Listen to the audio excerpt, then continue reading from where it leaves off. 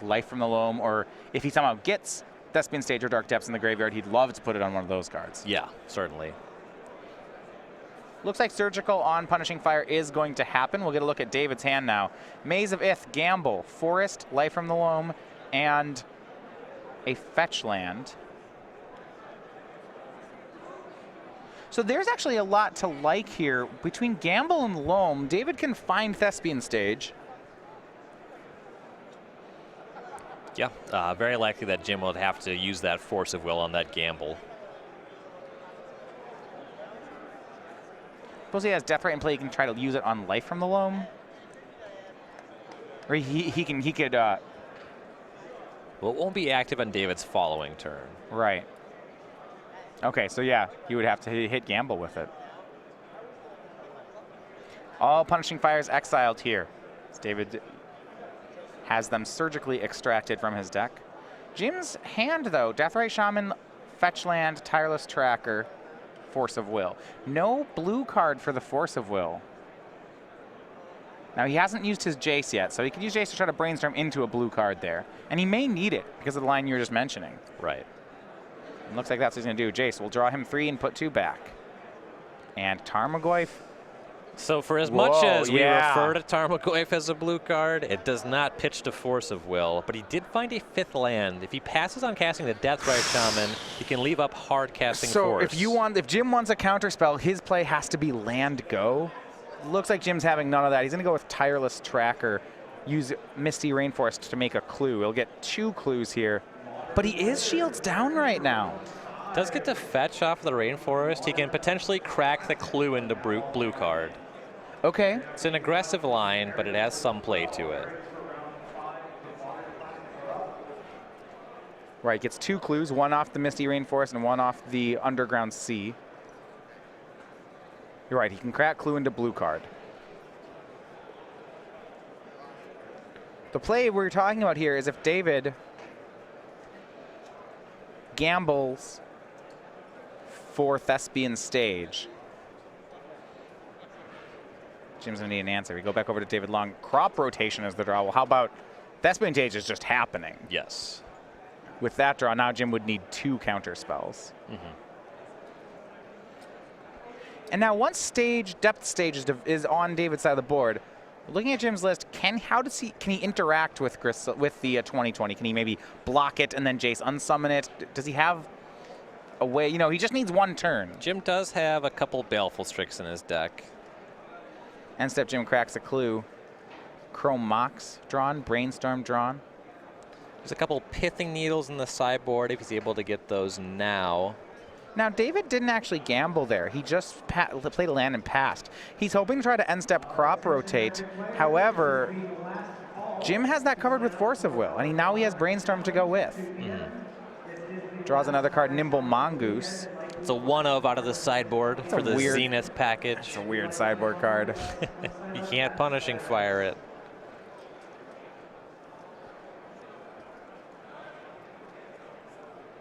Now, Jim does like it, actually, here. Uses Jace to Fate Seal David. Keeps the card on top, plays a land, gets a clue. Looks like we're going to play either that Deathrite. No? How about that Nimble Mongoose? Both, Mongoose and Deathrite. Hand is Force plus blue card.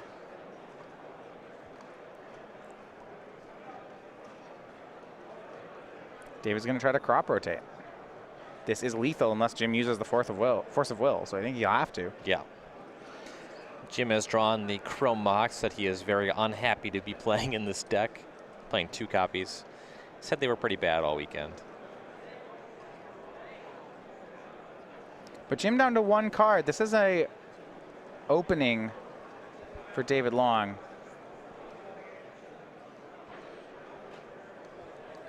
David is under a lot of pressure.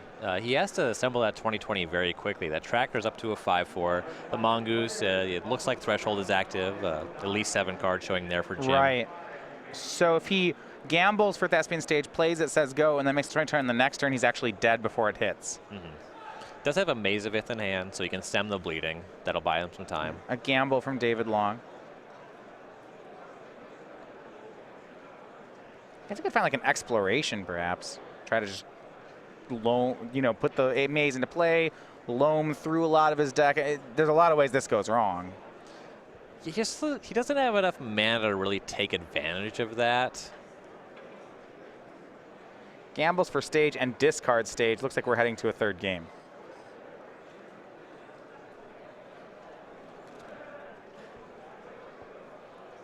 And this is going to be a fast game 3 for the two players. There was some interesting playing going on there and different openings. David ended up getting his crop rotation snagged by Brainstorm. If he had main phased it, I actually think he gets away with it, which he didn't know. Jim did have 4 cards in hand. Right. Yeah, it's hard to really. He also doesn't necessarily know Jim's 75. Doesn't know if there's a wasteland available, and he can't go for the 20/20 right away. Right. So he'd have to crop rotate main phase. I mean, one thing about the Sultai control deck that Jim Davis has is that it's kind of low on blue cards to pitch to force.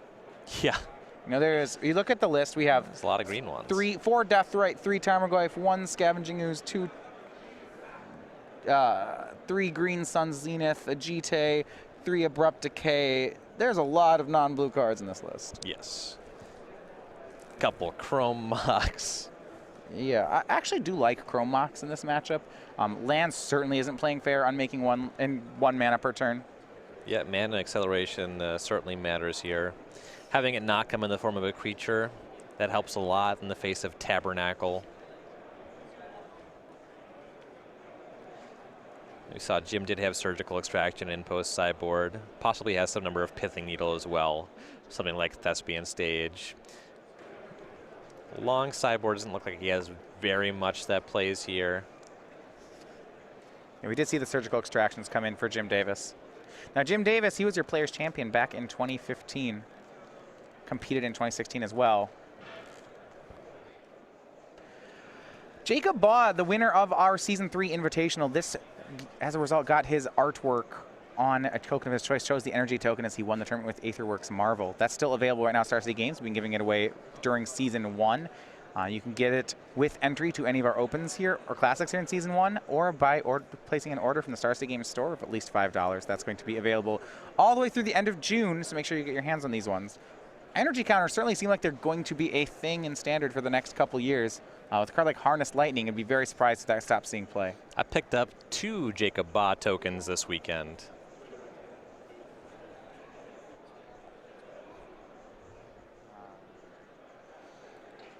Legacy Classic players, all right. A break here by the players, so we are going to go back to the booth. Round clock is stopped for the two of them at 10:30. So as they head to a third game here, it seems like this is a match that's going to favor lands here. It's certainly on the play that makes it more difficult for Jim to effectively leverage Deathrite Shaman. He does have relatively high access to it with the 3 Green Sun Zenith, so he can find it pretty reliably. Yeah, that's certainly true. But that's his most important card. Right. We did see that game. No exploration or mana bond effect out of David Long, so he's playing a pretty honest game. No Mox Diamond. My concern, I guess, from Jim Davis' side is when he's on the draw. If David can land a way to make more than 1 mana on the first turn, Jim may just be too far behind. Yep. And also, Jim only has a very small set of things that relevantly interact here. No wastelands, no stifles. It's really just the shamans interact with graveyard stuff, Force of Will for the small number of spells, but he's got a Scavenging Ooze as well for graveyard cards. Right. David frequently doesn't need to cast spell. Certainly if there's an exploration that comes down, you want to Force of Will that, but sometimes you can just play some lands. Sure. Maybe Punishing Fire your Deathrite Shaman. If you want to Force of Will that, I guess you can. And then just curve Dark Depths Thespian Stage, and that'll kill before Jim can. Jim's deck's just not that fast. Yeah, there are Surgical Extractions and Pithing Needles in Jim's sideboard. Extraction's great. Needle, I guess, doesn't hit much. I mean, you can Needle Thespian Stage, which is fine. Well, you can actually, it's touchy, right? Because of Thespian Stage, when it copies something, actually it changes the name of the card. You want to have that on turn 1. Yeah, if you do it on right. If you can't top deck it, it's trickier. Out of David Long's sideboard, he is kind of, actually his build in general is a little retro. It's now we're seeing a lot of players play 1 copy of Ghost Quarter, still playing his sideboard has, we mentioned Sensei's Divining Tops in it, as opposed to what you normally see with Tireless Tracker. And the tops is something that you can use to protect your life from the loam from surgical extraction by just dredging it in response with that card draw. Previously, what people used to do that was cycle a land in response. It doesn't look like there's any cycling lands available in the deck, so the top plays that role. 3 copies of Engineered Explosives as well for David Long in the main, and that's fairly new. We don't normally see that many copies of the card in the main. I do like that, especially as cards like Sanctum Prelate start to see play. That used to be an excellent matchup for lands. It's still pretty good, but certainly that card makes it closer, and Engineered Explosives helps there. Yep, it's an answer to Deathrite Shaman as well. All right, we're going to go back to the match here. Players are ready to start. 10 minutes for the third game. Both players, very experienced with their archetypes, are going to be able to turn up the speed on this one. Certainly no one wants a draw at this point. Right. So David on the play, cracking a fetch land. That looks like we're going to see some sort of exploration effect. Yeah, that's about all he does on turn 1, so. Yeah, well, sometimes, right, you could be like Mox Diamond, Loam, back 2 cards go. Yeah. It is going to be exploration. Does Jim have a force of will for it? He does not. Second land from David and a pass. This is exactly what I mentioned where I said where Jim doesn't want to be is behind an exploration. Right. And that land was Wasteland for David. One thing, if you haven't played with or against a lot of lands, their games can be very one-sided. Their good draws can beat just about anything. Draws that are good against them can be very good. Jim, Chrome Mox Imprinting Brainstorm into Brainstorm. Finds Deathrite Shaman, Surgical Extraction. These are his cards he wants, so there's a lot of play there. The Chrome Mox means that he'll be able to maintain at least that blue mana through any number of wastelands. Right. What he wanted to find was a fetch land. He has 1 basic land in his deck. It's a snow-covered forest because Jim's a weirdo, but it still produces green and can't get wastelanded. So a lot of good here from Jim's side. 2 mana on the first turn. Turn 1 Deathrite Shaman, Surgical Extraction in hand. There's a lot to like here. Yeah, so now he just has 2 non-wastable mana sources. 3, the Deathrite Shaman as well. Well, it looks like Engineer Explosives is in play for David, so he's going to loan back a fetch land. I wouldn't say necessarily that Chrome Mox is safe. Loam will get back the fetch land, and David will say go. He actually has no more lands here. He was probably, yeah, me. He was hoping this Wasteland would be a little bit more effective. Yeah, if there was a land for him to hit with Wasteland, he could have played I don't know, he actually still couldn't have made 2 land drops here. There's no way to sequence it. This is a window for Jim. Brainstorm again. I assume Surgical Extraction is going to have to come into play here for Loam, or Deathrite Shaman. Something's going to give. Exiling Loam seems correct. I will say I don't that want him to dredge it.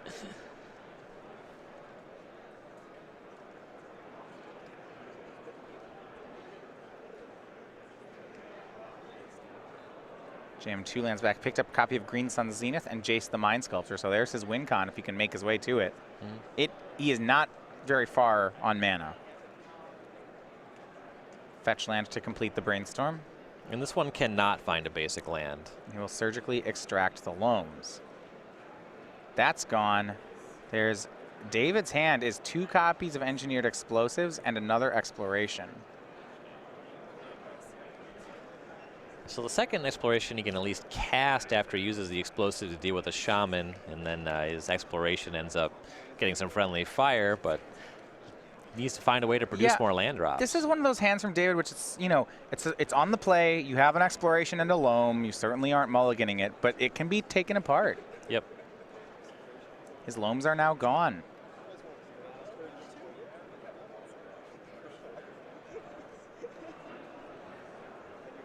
And even if David cracks Engineering Explosives on 0, Jim will still have Jace the Mind Sculptor on the following turn. Yeah, by making another land drop, he'd be able to do that. Punishing Fire is the draw for David Long. It lets him answer. Mana-wise, he can either answer Deathrite Shaman or Chrome Mox, but not both. Has to decide which one's more valuable.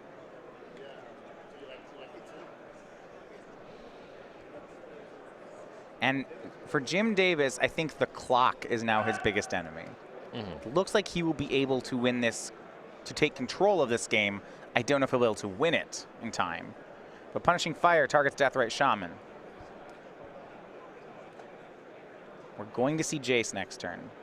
On this board, Jace should be good. Jim just bins Shaman. Suppose he could have exiled one of David's lands there. Yeah, though. They're going fast, though. Life from the Loam has been exiled already. Yeah. So actually, if Life from the Loam is an exile, you want to keep lands in graveyard because Jim has more death rights.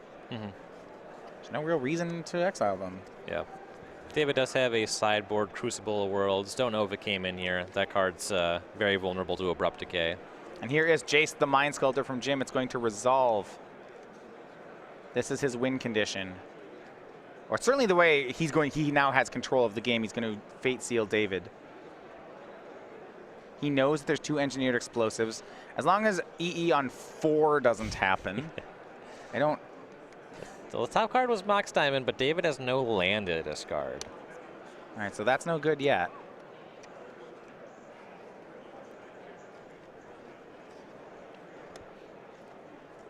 Explosives on 0 looks to be the play for David. He's going to go and hit that Mox, that Chrome Mox. That's about all he can do.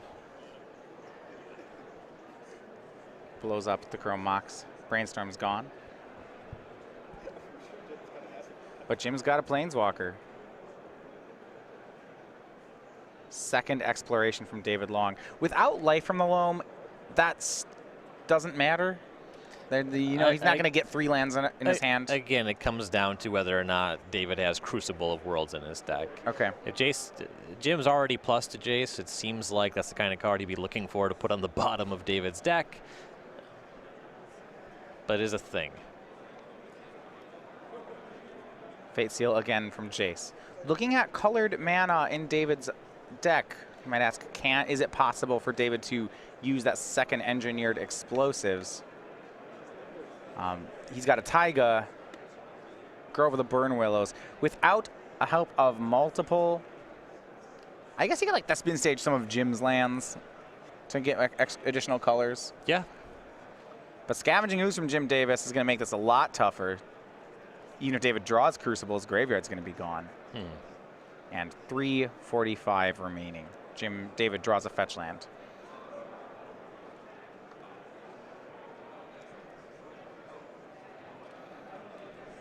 And passes back over to Jim.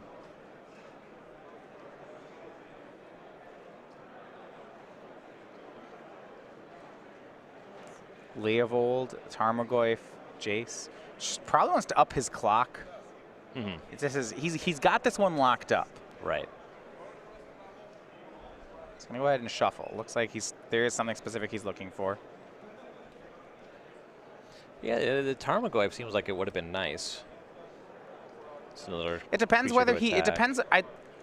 It feels like Jim's playing a strategy, an untimed strategy, one where like the correct play here is probably to ship that. If you want to do, if we're in an untimed round, this is more, all he really needs is 1/2 drop to win the game. Yeah, something like Force of Will backup would be nice. Right. Now, we aren't playing untimed Magic, and it may be correct for Jim to give up some of his percentages to just increase the clock. I think he's fast enough anyway. He's Jace up to 9, plays Deathrite Shaman. Scavenging Ooze eats a creature. This should be fine. Long drops to 15. Right. And Engineered Explosives gone as well. Rashad and Port's the draw for David. Remember, his draws are being controlled by Jace. Well, kind of. He's got a fetch land. Cracks the fetch land here for a tropical island. Okay, so there's a 3rd color. Discarding the port to Mox Diamond means you can set Chalice on Explosives on 4. Yeah, Mox Diamond, Port. Does that resolve? Sure. Discards Rashad and Port. There we go. Blue, red, green, black. Engineered Explosives is on 4. It can answer Jace. There's another Jace in Jim's hand. This is just. So now Jim will stop face sealing. He will brainstorm with his Jace. 1:30 remains. Drew Pithing Needle, so you can just. Needle Engineered Explosives. If he so desires. And that looks like where he's headed. He's going to go ahead and put the backup Jace back in the deck.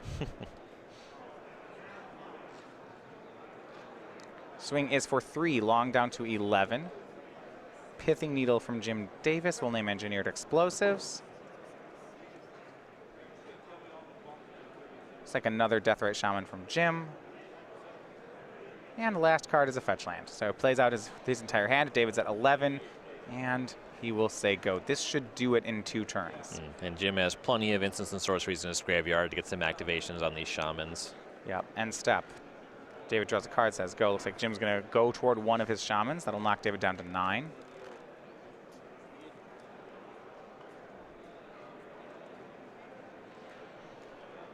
He's got some bad ones on the top of the deck. It is a time concern actually cracking the fetch land from here, though.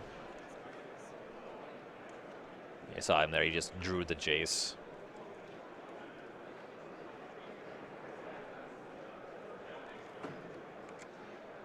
This is another spot where, in this spot, you would wish that he would shuffle that away, but it's fine. Jace up to 11 to Fate Seal. Scavenging Ooze hits David down to 6, and that should do it. End step to Shaman plus Shaman main phase. With even before time, it is Jim Davis on Sultai control, taking both sideboard games against Land's deck. He improves to 10 and 3 to keep his turn.